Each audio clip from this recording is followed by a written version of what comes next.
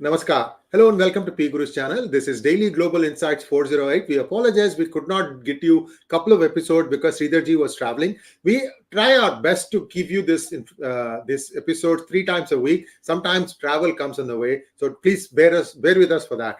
Most important thing, the George Soros link with Indian National Congress has been revealed. I want to share one graphic with you, and then I will invite our co-host Sridharji to add on that. Here we go. Sridharji, namaskaram and welcome to PGurus channel. Namaskaram and good morning to everybody, and good evening if you happen to be in India. Sridharji, you have an overall message as you see, you know of Soros. You've seen his targets in the past. It's not just Modi. Just tell our viewers what you think this guy's aim is. He's also the biggest donor of the Democratic Party. Take it away, sir.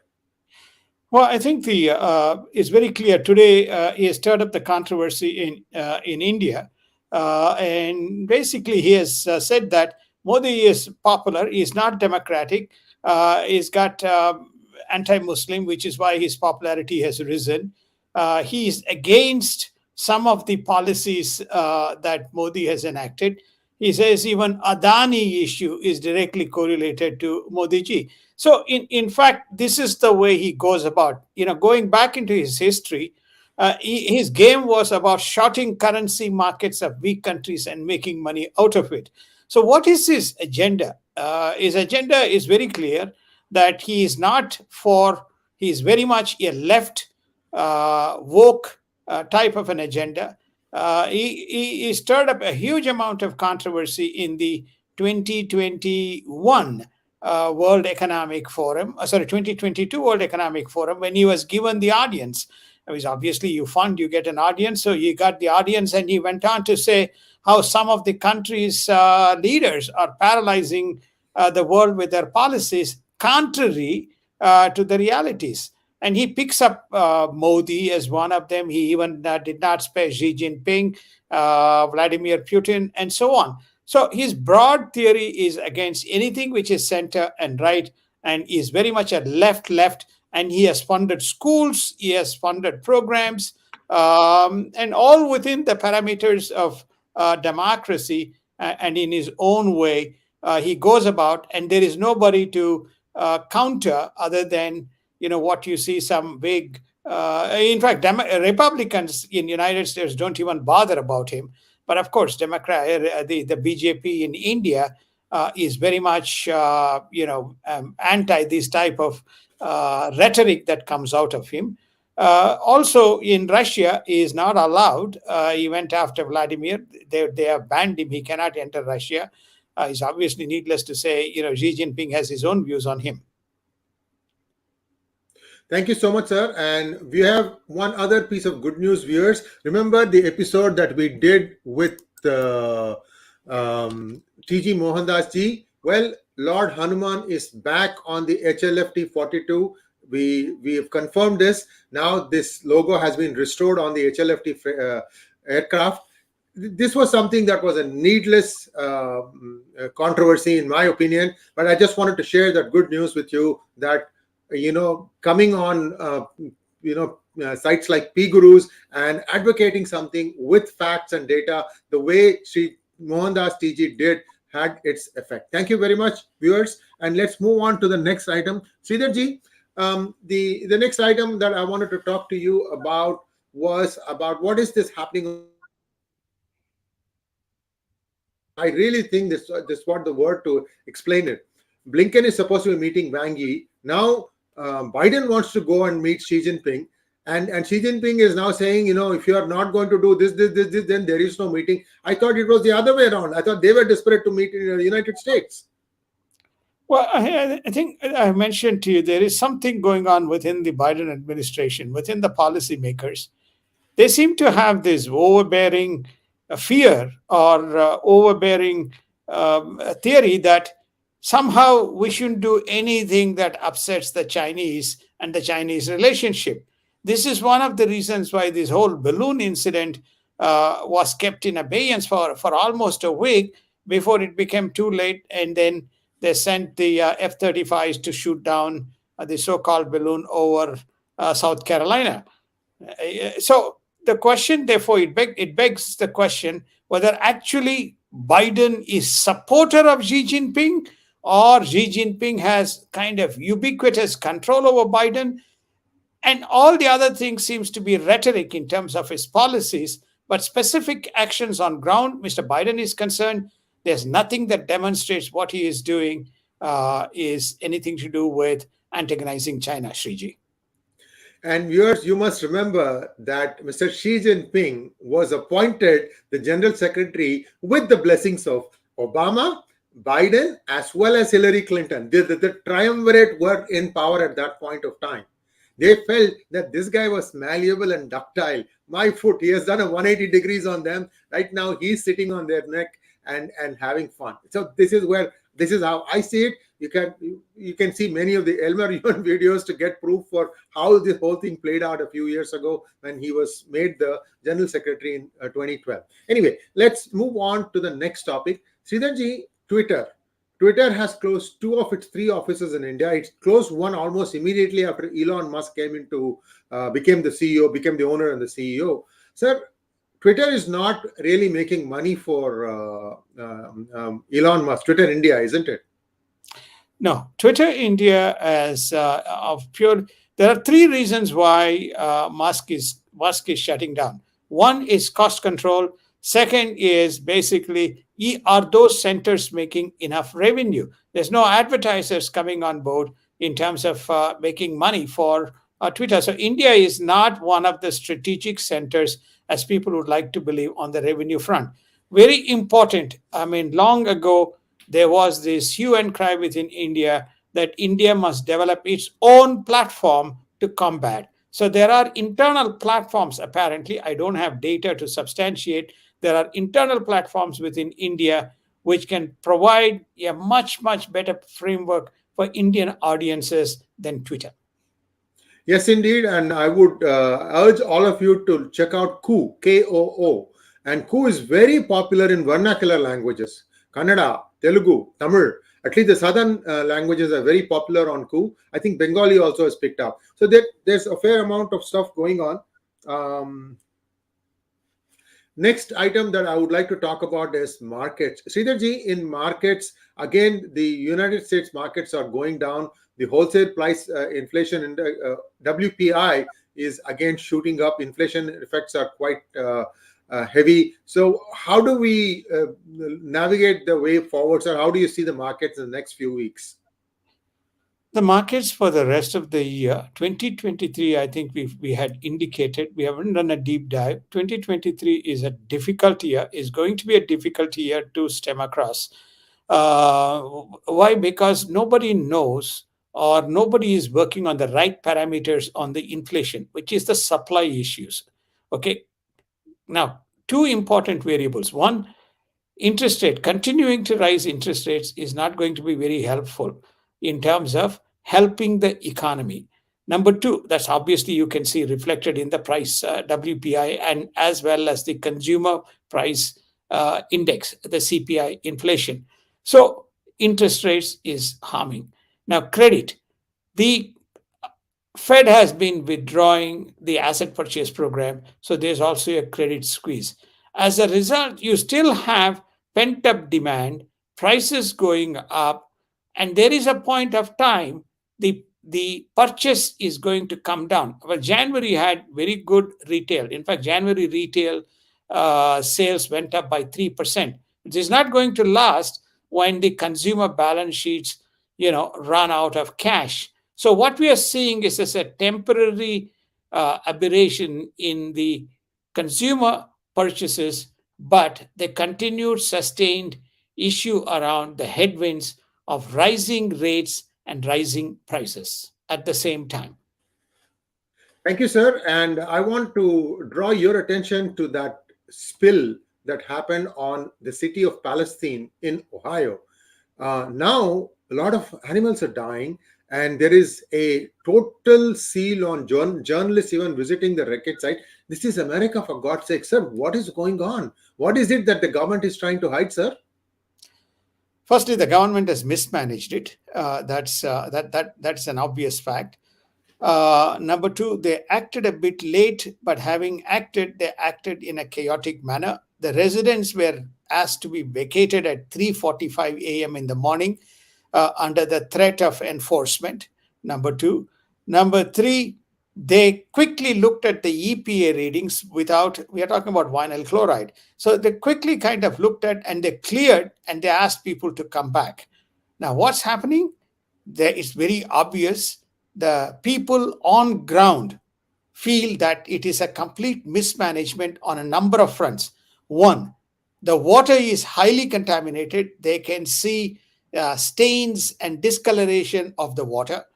The water is not potable, so people have been asked to drink bottled water. They have seen the death of their fishing is one of the big things. So fishes dying. They are also seeing foul smell and kind of all kinds of ailments arising out of that. There is no clear communication from the government. The rail, what we call as the rail, the station, the rail workers were supposed to come and participate in a town hall meeting to address the township on what exactly has happened and what is happening. What will they do to restore normalcy in the East Palestine? And lo and behold, they never turned up for the town hall, which infuriated people further. The Transportation Secretary, Pete hasn't turned up, and he is receiving a huge flag. And it's very unfortunate the type of comment that he has issued, which is to say there are several accidents. This is one of the accidents, which reflects the lack of sentiments. Biden has not issued a statement, and we are still waiting for a statement from Biden on the issue. So whether they have mismanaged it by virtue of this shooting, that the forced what you call flow of gases by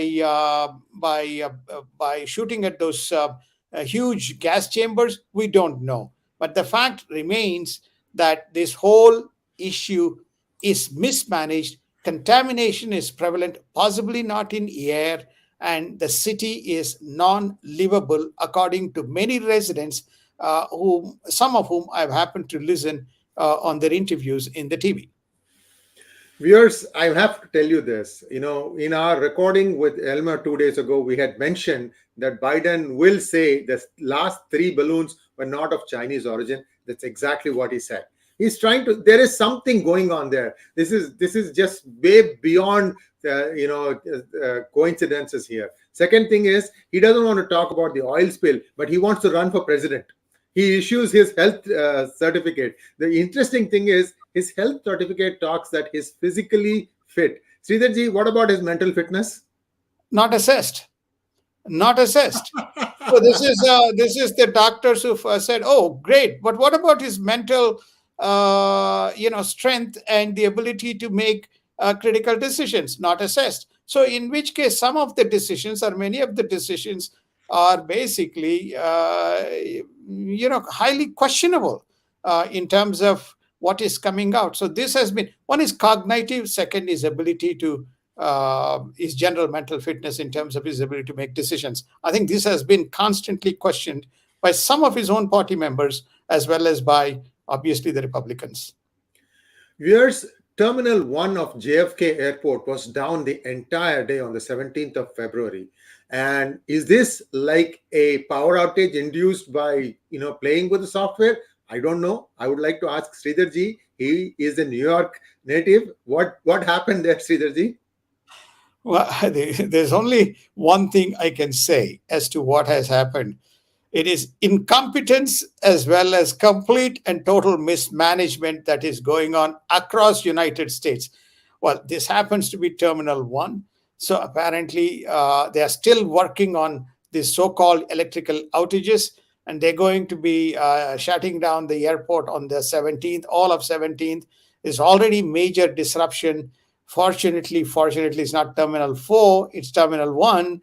But if it's Terminal 4, it would have been complete and total chaos. It's one of the big terminals. Nevertheless, Terminal 1 is a big terminal, but it is not a very great news and not a very great picture for United States to look at all these things that is going on, Sriji.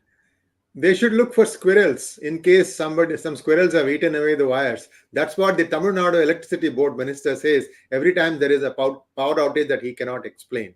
Just kidding, of course. Sir, Kevin McCarthy, the House leader, Republican leader, has said that one specific county is being run by a drug cartel. This is very, very scary, sir. It is, and the drug cartel focus is basically shipping people. They're paid to ship people. In other words, smuggle people, if you have to use the word, very harsh word, smuggle people and smuggle illegals from the other side of the border and do other kinds of things. Along with it comes the drugs. So the Kevin McCarthy visited the border. He assessed the situation and he's issued this statement. As a result of this, the crime around that area and inward into Arizona is dramatically increasing. Okay, if JFK Terminal 1 is one issue, border is another big issue. Let alone forget the train derailments that are happening. We haven't covered all of the train derailments that are going on across the country. But to put things in perspective, the story that is resounding is the complete total mismanagement that is prevalent. So we tried to get the timeline in terms of what happened. February 3rd, the rail cars derail. Then February 3rd, the residents asked to evacuate. Then EPA monitors the air quality. Then there is a controlled release of the burning cargo, which means we are firing at some of those things so that it doesn't explode, but there is leakage. Profuse leakage. Then evacuation site extended from close to about 1 mile radius. Then evacuations lifted. Then you have 20 rail cars reported carrying hazardous materials passing that line. Not detected any contaminations which is of concern to on February 12th, which is what I pointed out. And then they say that the air quality is clear, and then the Norfolk Southern provides 1.2 million, if you think that is adequate money, to Ohio families. This is roughly the timeline of various incidents, various dates and time as to what has happened in the Ohio situation. And when you take a look at, there is still fire burning, profuse smell around that area, and they don't know when that will be put out. Since the chart came up, and I'm completing it with that conclusion, Sriji. Thank you so much. And let's take a look at some India news. You already talked about the Soros incident. There's going to be a more detailed discussion right behind this program. We're going to have a follow-up. So stay tuned for that one. There'll be tweets out, and Sri Delhi R. Rajagopalan is collecting some very important information. There's also some other breaking news not covered by anybody else. We'll be the first one. So please come back for that link also. Next important thing, sir, 10 sensitive installations located in 6 states and 1 union territory: Telangana, Madhya Pradesh, Chhattisgarh, Kerala, Bihar, and Karnataka, and the Union Territory of Andaman and Nicobar declared out of bounds for general public per Union Home Ministry notification. Clearly, they've got a security alert, some sort of an attack or something like that, I guess. That's why they have given this. Now, the more important thing that is that the United States has passed United States senators have introduced a bipartisan resolution affirming Arunachal to be integral part of India. This is significant, sir. I don't think US ever talked about Arunachal Pradesh. It is a very, very significant. It is bipartisan. The motion was moved by both a Democratic and Republican senator supporting the sovereignty of India and saying Arunachal is integral part of India, and China, stay away, don't create any mischief, and if you do, we are fully behind India to support. So it is a fantastic and a very positive development in terms of what is going on in that context, Sriji. And now let us take a look at Europe news. The NATO chief says it is time now for Turkey to ratify Sweden and Finland memberships.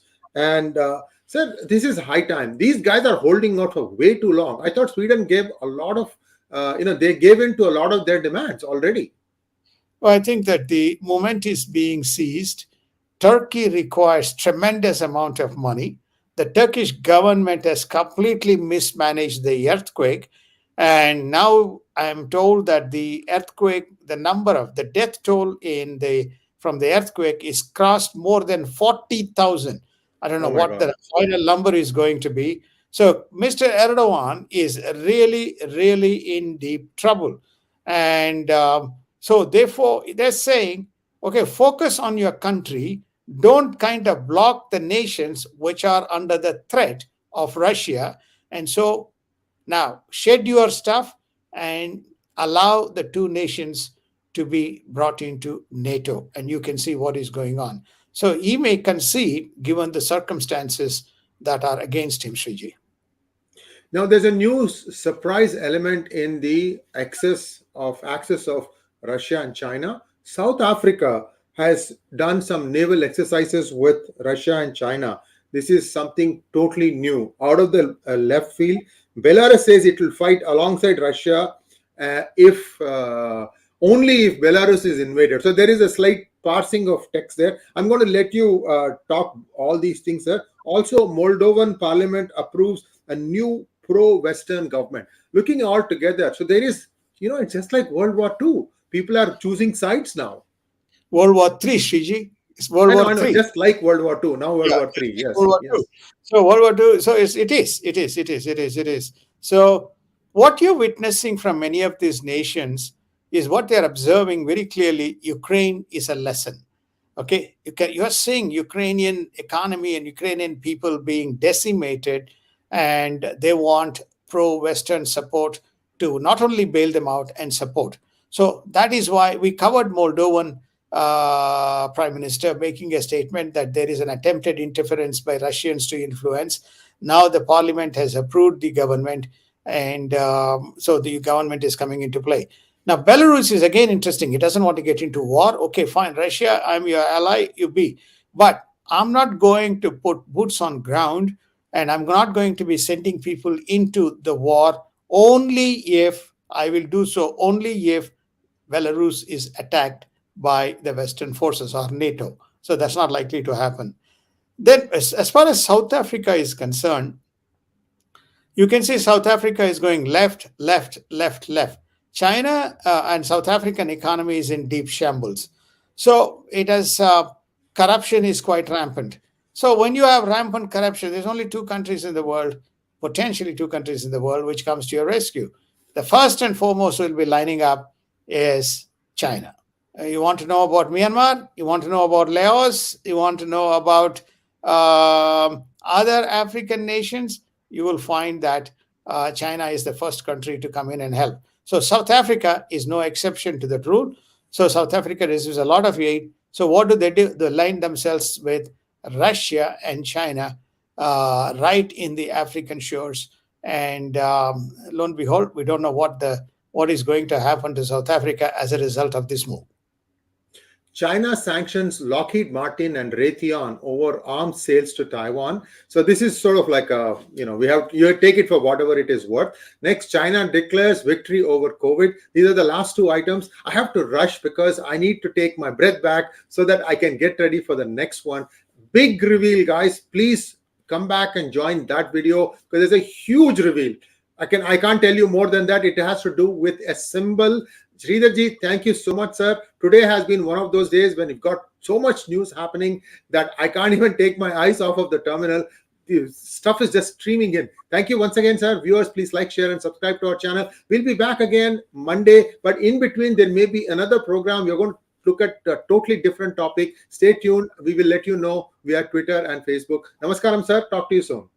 Namaskar. Thank you. Have a wonderful evening and wonderful day if you're in US.